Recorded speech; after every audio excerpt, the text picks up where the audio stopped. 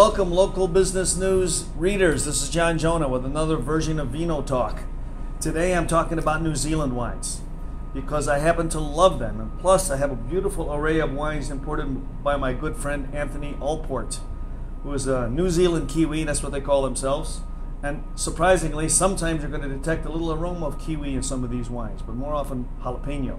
So Anthony brings in wines from New Zealand to the US, and he's kind of focusing on the microclimates and small producers instead of the big picture.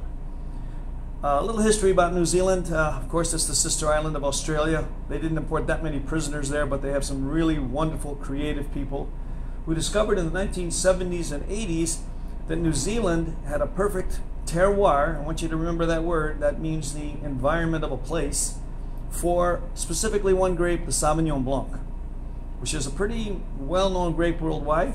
It has unique characteristics in the Loire Valley of France and in California and other parts of the world. But in New Zealand, it took on a special characteristic. It developed this amazing aroma of citrus, lemon, and lime. And the New Zealand winemakers realized that they had a special terroir for this grape. So in Anthony's portfolio, we have a beautiful Sauvignon Blanc. I have one in my hand right here. You notice the color is nice and clear, really pretty, kind of like a golden color. On the nose, you get hints of tropical, hints of lemon, lime, and citrus. Nice blast of acidity. I call it zing, zang, and zip. That's what the New Zealand wines seem to have. But they also have amazing other terroirs for other grape varietals. They're really growing with Chardonnay. I have a paddock Chardonnay here from a single vineyard property.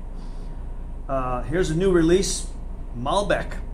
That's the domain of France and France and Argentina. But New Zealand feels they can produce some good Malbec. Syrah, that's a bold wine from the northern part of France. Another thing that the New Zealanders think they can grow well.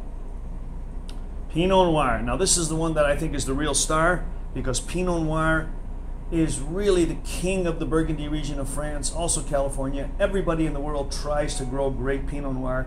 New Zealand, because they have a North Island and a South Island, feel that they have a certain area and a climate that will produce great Pinot Noir, which is, trust me, one of the most finicky grapes in the world.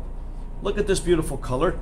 By the way, anytime you want to identify the color of Pinot Noir, just hold your thumb under the glass. If you can see your thumb, you've probably got a light grape that grows in a cool climate, and it could be Pinot Noir.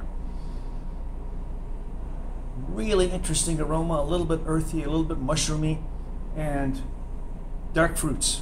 Black cherries is usually what you get in a good Pinot Noir.